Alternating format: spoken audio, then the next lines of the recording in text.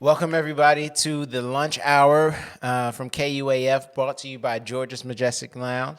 I'm Jasper Logan with Cyrinthia and Amor and Nate from Secondhand Smoke.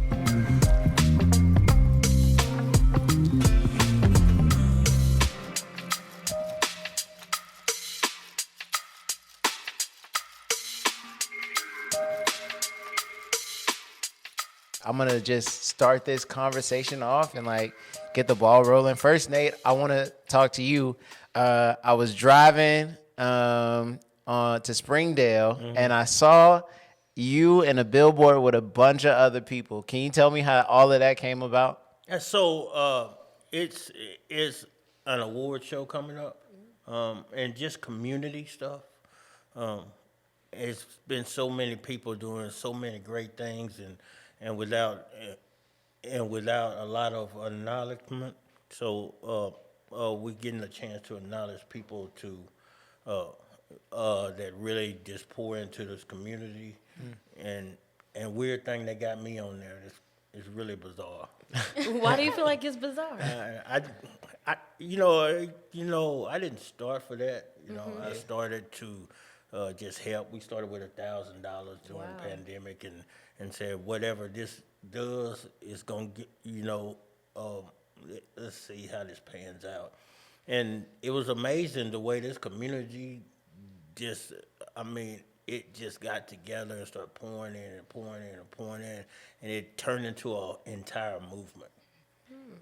It's really dope that I get this sense from you and just from the work that I've seen that you are very passionate and intentional about affecting change within the community and just being intentional about people and just taking that extra step to make sure that I'm gonna make sure this is personable. And I feel like there's a similar vibe with you as well as being intentional with your music and we talked about earlier you seem like the kind of artist that is very intentional about the experience you want to give people. So just talk to me a little bit about your sound and why that might be the case. Just because you don't know what other people are going through, what other people might need. And so we all have a story, but we can't be afraid of telling that story. And so when you do tell that story, make sure that people are able to experience it from beginning to end. You don't want to give them bits and pieces, right? Like when you go to Six Flags or something, you're on a roller coaster ride, you want to be able to go through the loop-de-loops, you want to go through the drop, you want to experience the whole thing. And just giving people that, it's honestly a blessing because somebody sees you for what you're worth. They see the value within you, so it's just dope. That's real. Well, the Six Flags was a dead giveaway for where you're from. I guess you could be from other places, but you are from Dallas. I am from Dallas, yes ma'am. How long have you been here? So I actually moved here my junior year of high school. And so I want to actually give a shout out to you, but a huge shout out to X for kind of Xavier Smith. He does photography. When I moved out here, we went to church together or whatever, but I was only out here for 3 to 4 years and then I went back home. But I recently moved back. It's been an official full year. But he kind of introduced me to the DJ Ty Walker, and then that's how I met Jasper. And so I was just okay, bro, how can I get myself involved without being too headstrong? But they just kind of came to me, and then it's just being from Dallas is you have to adapt. The city life out here is a lot slower. Way slower. And so it's you're going to have to adjust to the pace of Fayetteville. And so I'm just, going with the flow, bro. That's it. Well, I'm thankful you're here because I'm from here. Okay. I might be the only one at this table that's actually from Fayetteville. You're from Fayetteville. Yeah. Okay. And so here, there's not that many black artists that were coming out that were good. No shade to anyone that was out back then, but a lot of people have come to Northwest Arkansas and brought their talents and their skills here, and I'm just thankful for that. And you also like represent where you're from still, and are still proud of that. And I like that too. Jasper does the same thing. Yeah, for sure. You got to put your city on the map, but embrace the people that are supporting you where you at. So it's a blessing. It is. That's real. That's real. Well, Nate, before we started filming, I told you that I had your food for the first time at the club. Can you tell that story again? Because it was a good story about how you started out up here. Like we just started knocking on doors. I had a vision of doing my thing like a politician. I'm knocking on doors, I'm hugging babies and all that good stuff. and so I knocked. I went up to Kiss 105, and just knocked on the door. Had a whole bunch of just some great barbecue, ribs, chicken, slaw, the whole 9 yards. And Noel Sosa, it was like, "Hey, bro, you can't just walk in here, man. It don't work that way." And I was like, all right. And so I just kind of shoved the food in there before he kicked me out. and like I almost got home, and he's like, "Bro, get your butt up here, like right now." And so it started with the club scene, and at that time, Kiss NWA was really involved in the club, the showcases, the hip hop showcases, even stuff involved with women rappers. And so we started selling food and their vending and just meeting different kinds of people. And I think that's part of the whole idea of meeting people where they are. Yeah. Well, that was great for me because I heard it on the radio. They're like, they were doing a party. I'm like, I'm not going to that. They said, featuring secondhand smoke. I said, wait a minute now. There's going to be food? I will be there. And it was very delicious. I don't think I've eaten food like out and about like that. But it was really good. Hey, thank you so much. And everybody was all shy. I'm like, come on, y'all. This is some good food. Come on here, eat. And they devoured it. Yeah, I kind of was able to approach people in the way of, a person that come on over, have some of this food, because I've been cooking since I was like 6 years old, and my mom had what they used to call a juke joint, and it was sell beer and then have soul food. So I was raised on soul food, and I was always chopping up stuff and just meeting all kind of people. And it kind of reminded me of that, And so it was just I met a lot of good people, and the narrative was broken. The narrative that you can't go out and you can't be contactable with people. You just sell the food and that's the end of it. That's kind of why I do catering, because it's groups of people, and it's not just like mechanical. It's like I'm feeding this entire event, and I just love that to death. That is a good feeling. So both of y'all talked about kind of like meeting strategic people in the area that kind of helped you like get a foot in the door. I want to talk about like the whole process of like getting a foot in a door here in Northwest Arkansas. I know for like hip hop, it's hard. Like we had to create our own spaces. We had to like, turn gallery shops into like venues. And so like, I'm curious too, like, for you, Nate, for like food, like what would you say the hardest part is about like getting into this area in terms of like starting a business, in terms of like getting word out about your business and your food, and like in terms of even being black in this area. So talk to me about some of the like hardships that you've had to like see trying to get your foot in the door. So when I first started, I didn't want to be like a black cook. I'm just gonna feed my community that way. In the black community, I went straight to the rich people's residence. You know what I'm saying? And I had incidents where I was called the N-word, door slam. They calling the police and all those kinds of things. But I knew that I wasn't gonna take it personal, because I know people from all kind of races, and they've always been good to me.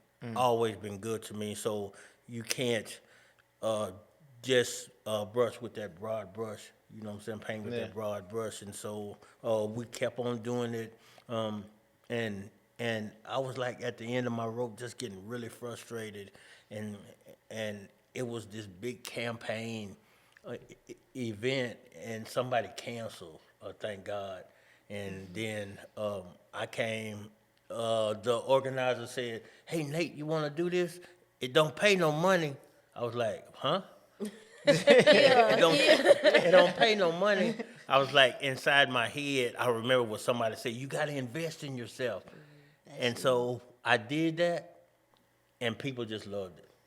Because it wasn't like a ribs. It wasn't just ribs. It wasn't just barbecue. It was a lot of different other stuff, and people can relate across the board too. So I was just fortunate to be in the right place at the right time.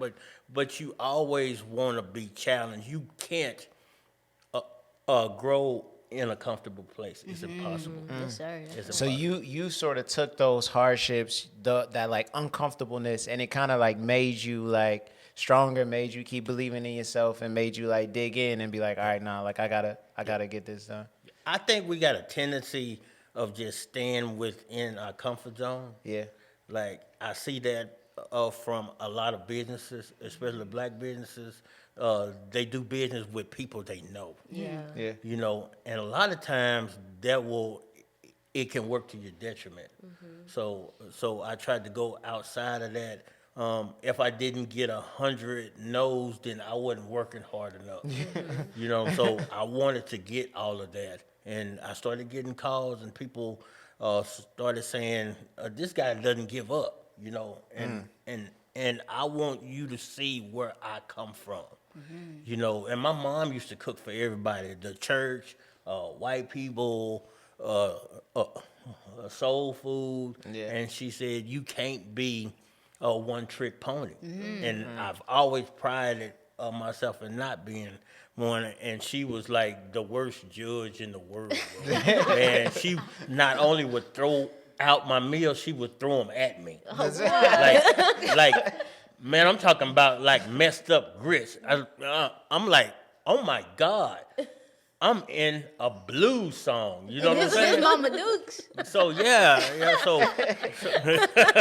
so man, I just judge myself so much, and I try to pour into people, especially young people. Yeah. That I need you to know how to make yourself marketable. Yeah. How to get out your comfort zone. And have value in yourself. That's how you know what to charge people. If you don't value yourself and they don't see that, then they're gonna give you bottom, because they're looking for a deal too. So That's You're real. pouring into this young person for sure. I'm glad this is recorded so I can look at this later. Amor, I'm gonna ask you the same question. Like, you know, what are some of the hardships that you've noticed, even in your short time being back and like trying to like get into that hip hop scene that's trying to break open? Like, what's some of the things that you've noticed? Honestly, Nate said it. It's consistency, like believing in yourself enough that it's like, and you and I was chopping it up about this, believing in yourself enough that you value yourself, that all you need is that one person that say, bro, you're dope, like your food is good, your music is good, like how can I hear more, how can I get more of this? And so with the door being slammed in your face, it's like, okay, cool, no biggie, no problem, I'll go to somebody else, because somebody else is willing to say, I want what you have. And seeing that value is like, okay, you're going to have to do free shows. I was doing open mic nights. I was out there. And like, so back in Dallas, the scene is so, I don't want to say claustrophobic, but everybody's trying to do music. Like, just because that's what the narrative is pushed. Like, either you're a rapper, you got to make this money, you have to have these jewelry, blinking. That's not the case, right? Like, follow what your happiness is. But out there, like, open mic nights, you have people who are like, oh, these are my fan favorites. Like, I only want to hear this person. Or, nah, like, we're going to put you on the sign-up list, but you're going to go at the very end type. Like, and I'm like, bro, like, give everybody that opportunity to showcase their talent, because we're all worthy of something. But coming out here, Funny story, I did not want to come to Juneteenth, bro. So I met Jasper at Juneteenth, and I was in a very bad mental place. Like, I wanted to stay at home. I didn't want to get out the bed. It was just very difficult. And my mom, shout out to my mama, she come through. She was like, I'm going to invite you out to Juneteenth. You don't have to go, but, it's pretty outside, come through. So I was like, all right. So it took me a while. I contemplated, and then I finally popped up, and she knew the gentleman that was hosting the show. And so I guess he had a slot, and he was like, oh, you do music? And how mamas be, my baby can do it. Yeah, she can do it, yeah. So I was like, okay, never get outside my comfort zone because I can get a little bit shy. And it's like, embrace the light that God gives you. If that's podcast, if that's cooking, if that's rapping, like God gave everybody something, embrace it. And so I was like, all right, bro, I'm gonna just do it. And I always keep my music on me at all times. So just in case the opportunity presents itself, you gotta be ready. So you didn't even it wasn't in your head that you were going there to perform. No. Like, that's crazy. At all, bro. And so when I saw the DJ, I was like, bro, I just met him at the skating rink last week. And so he was like, yo, what's good? You about to perform? And I'm like, yeah, they got me to sign up. So I'm here. And I ended up performing, and it was one of the best opportunities that I could have ever made, because it put me in this light that somebody saw my worth, somebody saw my value, and I had to dig deep through that pain. Like, you have to be uncomfortable to get where you want to go. And bro, when I tell you, it doesn't matter in that current moment how you may feel. Once you do it, the in the long run, it's so beneficial. Like, it's so beneficial. You just got to keep pushing through. That's so real. That's amazing. That's amazing, because you always have to be ready. Yeah. At all times. And that is part of what we work towards as faith, of seeing the steps and not seeing the staircase, but believing in ourselves. Even if nobody thinks it's good, you have to believe in yourself that I have what it takes. And it's hard sometimes. I want to ask both of y'all, like, where does that passion come from? Because, you talked about having bad mental health days, and, you talked about your history and things like that. Where does that passion come from for you guys personally to say, like, despite this, despite that, I'm going to take this step, even though I don't know if there's anything that I could actually step on, but I'm going to take that step. Like, where does that passion come from y'all? I'm super, super competitive. Delta. Like, when I started, I was like, dude, I'm 40-something years old. I ain't got time to be messing around. And so I just got into every contest that I could get in. Chili contest, soup contest, a barbecue contest. I just started beating people. And people started noticing, because they were like, who is this dude, man? So I'm super competitive, but through time, I started understanding that it wasn't about me. And I think that was the game changer for me. Wow. You have to know that. Yeah. So I just love what Amor is doing, because she gets it. And she gets the part where it's all about components, and this area is made up through components. Like we was talking That's about true. earlier, you don't necessarily have to have money, but you know people that know stuff. Everybody knows stuff. And to be a part of that in this area, it's like she doesn't look like a rapper. I know. People think You I'm know what like I'm saying? 12, She looked like a like, banker. I'm in high school. Right? So like And that's good, because it means that she's not going to go. I come from the 80s rap, right? And it's all about content. And when people talk about other stuff other than what they got, bling and all that, if you have content, then that means you are a whole person, a whole being, and you got something to say. I want to listen to that. That's real. Where does that passion come from you, for you? Her mama. I love her mama. I'm sorry. real. I love her mama. That's real. So That is real, yeah.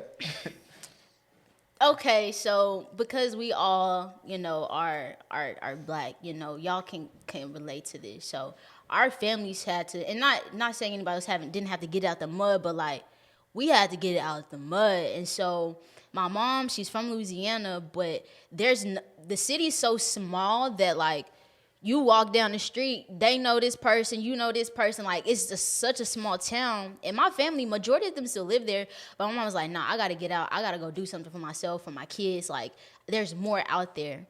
And so seeing how hard she worked, and it's like, I can't let that go in vain. Like, my mama worked too hard for me to just like sit back and just kick my feet up, which is cool because eventually one day I want to kick my feet up and enjoy what the world has for me to experience, have for me to offer.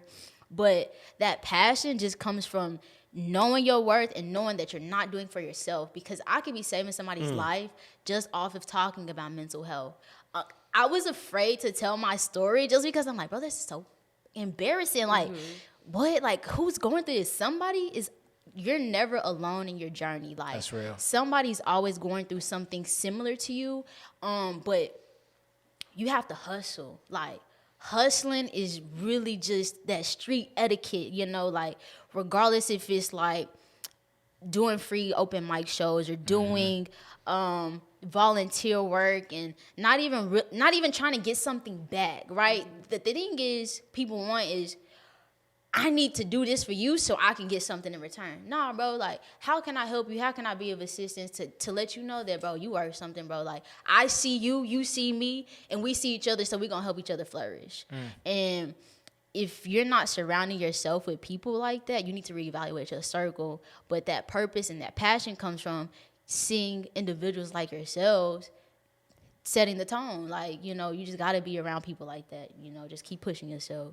I cannot remove myself from this without saying that I grew up in a time that said if you went and saw somebody for your mental health, then you was a punk. You was weak. You was soft. Now, as you go further, I go every week to a therapist because of what happened to me was so traumatic that I couldn't unpack it, because I was mad. I lost my wife. I lost my kids because I couldn't get out the bottle. I couldn't get out the dope. Yeah. So I just had to be in a different state. I didn't even know who I was. So I am so happy that you said that. I think we all need to look at ourselves and look at that option. Yes, sir. That's real. I mean, and both of y'all hit the nail on the head. Y'all both, it seems like y'all both had these both realizations that, like, you realized at some point it was bigger than yourself. You realized at some point it wasn't just all about you and like all about like your hurts and your pains, but like that you like existed kind of to, and like in relationship with other people, and like you kind of existed for like the service to other people too, and even like the mental health aspect of it too. And I think within our community, you're right, like within our community, it's still not talked about as much. And it's Black History Month this month. Yeah. Shout out to Black people. Let's go. But I want to talk about like what are some of the things that like of being Black? Like, what are some of the things that like that you're proud of that comes along with being Black? What are some of the things that like that you've had to like that you think have like plagued our community, kind of held us back as well? I kind of just want to dive into that whole topic this morning. What do y'all think? I think this correlates to what he said about when back in the 80s, they're talking about, it's each a song. You want to talk about money, drugs, females, do that, right? But push the narrative of what you want to see change. Yeah. Because people look at our skin and think like, that's who we are. Like, oh, you a gangster, you a thug, you this. I'm like, nah, bro, I'm just out here trying to live and trying to make it like you. Like, we out here trying to get it however we can. But and actually being a Black woman, like, we have it the worst, okay? Yeah. So I have to stand strong and firm who I am and my identity. So I had to find myself. So throughout that turmoil, it's like, okay, dang, like, who are you? Like, do you really know who you are? You're not your trauma. You're not your past. You're not the things that you went through. Like, what did God give you to flourish in this life? And I'm like, okay, bro, you got this. And then it's like, anytime you step out, somebody's telling you no, or you're not worth this because you're a woman, or you're black, or this, whatever. But you have to think about it like, dang, so Oprah, she out here started young, you know, she set the tone. Why can't I be like Oprah? Why can't I be like Beyonce? Like, they have the same gifts we have. So we just have to be able to tap into that, and knowing that our culture is rooting for us no matter what. That's real. Like, we are stronger together than by ourselves. That's real. Always. Always, man. With what she said is so true.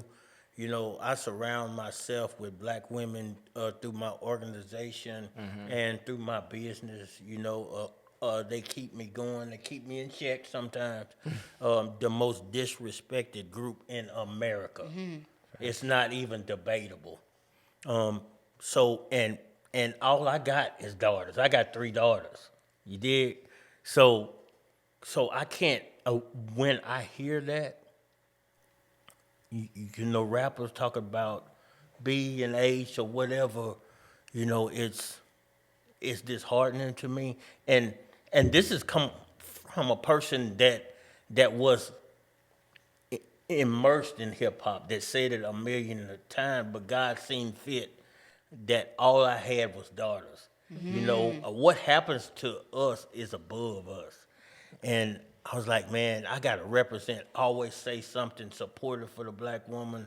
And as a people, we got to do that, man. I hate when people tear each other down, and we do it to each other all the time. You know, black men do it to each other, and, you know, black women do it to each other, and we as a group, we do it to each other. And you can say that it comes from this, it comes from that, slavery or whatever, and in a sense, but we have to own our own stuff and say, I'm not gonna be like this. We have the power to do that, and if you don't, then you give up your power, and that's important to me. I feel like as a people, we're becoming more aware of that narrative, that like we don't look out for each other enough, like that we don't support each other enough. And I think that like we're slowly starting to change that narrative. And I think this is like, you know, adding to that, you know what I mean? Like, I'm glad to be here with all y'all and to like kind of represent black people and to represent our culture and like, you know, and to do this. And so, yeah, do you got any more questions? I do. Just Come one on. for each. I'll start with Amor. I've listened to your music.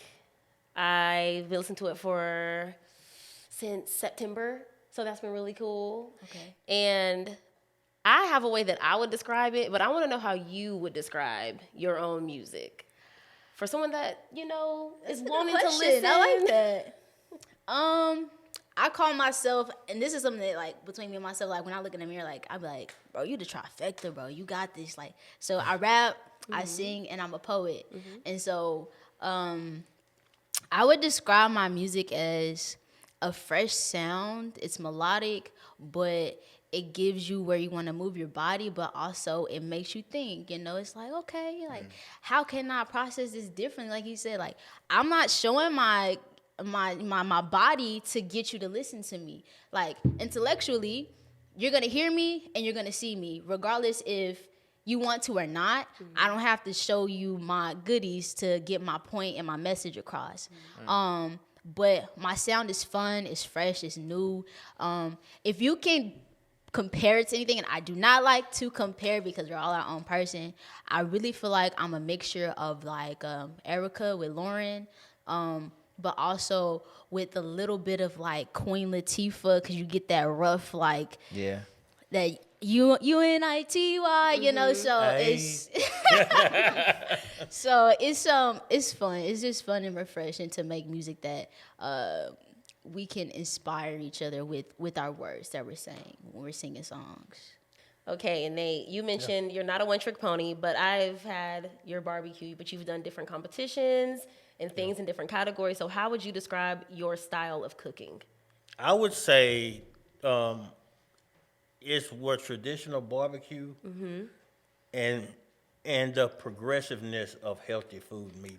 A lot of my sides are smoked plant based, because that's what it is today, and not just because it's about health, because we need to take care of ourselves for the long game. I feel good about doing something that transcends races, that transcends cultures, where people will say, "I love this. I don't care where it comes from, but this dude can get down." And I love that. Is I love the that too. is the introduction to like plant-based food, is that new? Is that a new add-on? Or? Quick story. My business partner, Stacy Harper, she started really coaching me when I was going through marital problems and just trying to get away from alcohol and all that. And she started coaching me, and she got breast cancer. And she went out all vegan, all vegetarian. She couldn't keep anything down, and she would ask me if I could create something that she could eat, because she was losing so much weight. Wow. It was just dope. it was That's- just hard to watch, and so she said what she liked, and I just created something and talked to her, and we went back and forth. What do you like? What do you not like? What do you not like about this? Is the asparagus too strong? The mushrooms? Or what are we talking about? Spaghetti squash. What are we doing here that you don't like? Give me a taste. How do I balance that out? And we created something really awesome, and I love that. And for breast cancer to know that minorities can care enough about our women to say, man, cancer sucks, and we're gonna do something about it.